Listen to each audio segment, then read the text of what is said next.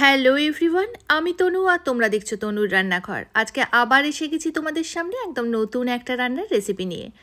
আজকে আমি তোমাদের করে দেখাবো মটরশুঁটির কচুরি বা কড়াইশুঁটির কচুরি। এখন যেহেতু শীতকাল, তাই ব্রেকফাস্টে বা ডিনারে যদি মটরশুঁটির কচুরি থাকে তাহলে রাতের বা সকালের খাওয়াটা কিন্তু জমে যাবে, কি বলো? তো চলো রান্নাটা ঝটপট শুরু করে দিই। এখানে এক বাটি মটরশুঁটি নিয়ে নিয়েছি।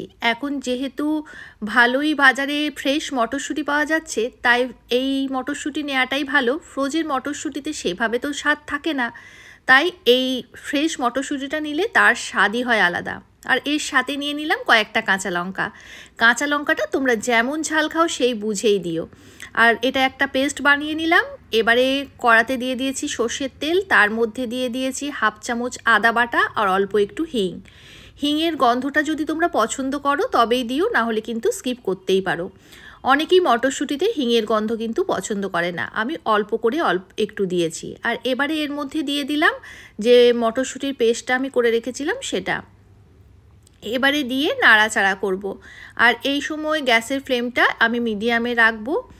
আর দিয়ে দিচ্ছি পরিমাণ মতো নুন। একটা ভাজা মশলা আমি এখানে করে রাখছি, সেটা হচ্ছে মৌরি আর গোটা জিরে। সেটা শুকনো খোলায় ভেজে আমি একটু গুঁড়ো করে রেখে দিয়েছি। মৌরিটা অতি অবশ্যই দেবে, মৌরির গন্ধ কিন্তু এই কচুরিতে দারুণ হয়। তোমরা যারা মৌরি দিয়ে কড়াইশুঁটির কচুরি খাওনি তারা একবার আমার কথা মতো খেয়ে দেখো, দারুণ লাগে কিন্তু। আর দেখো নাড়াচাড়া দিতে দিতে আমি দিয়ে দিলাম অল্প একটু চিনি। চিনিটা দিলে ঝালটা, নুনটা, চিনিটা সব কিছু একসঙ্গে ব্যালেন্স হলে এই কচুরির স্বাদ কিন্তু বেড়ে যায়, তাই চিনিটাও কিন্তু দিও। আর এবারে যে ভাজা মশলাটা আমি করে রেখেছিলাম সেটা আমি দিয়ে দেব। দেখো যখন দেখবে কড়ার গা থেকে একদম আমাদের পুরটা ছেড়ে যাচ্ছে, নিজে নিজেই উঠে যাচ্ছে, তখন বুঝবে আমাদের পুর পুরো রেডি। তখন আমি এই গুঁড়ো মশলাটা দিয়ে নামিয়ে নিয়েছি।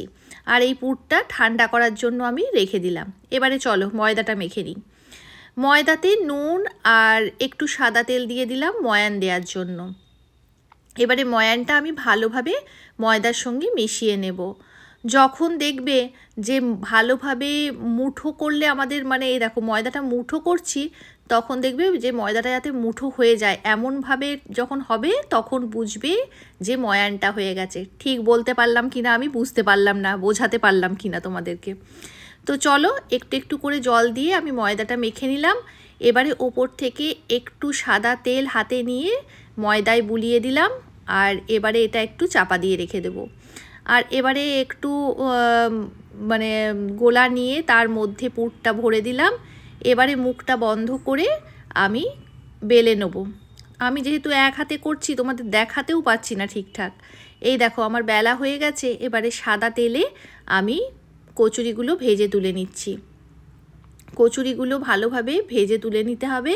আর এটা পরিবেশন করতে পারো তোমরা একদম শুকনো শুকনো আলুর দম বা একদম পাতলা আলুর দম, দুটোর সঙ্গেই কিন্তু দারুণ লাগে। আবার এটা ছোলার ডালের সঙ্গেও কিন্তু অনেকে খায়, সেটাও খারাপ লাগে না। তা তোমাদের যার যার যেটা পছন্দ সেটা দিয়ে খেতে পারো। আমি এখানে একদম পাতলা আলুর দম আর কড়াইশুঁটির কচুরি এটাই আজকে করেছিলাম। তো চলো টাটা।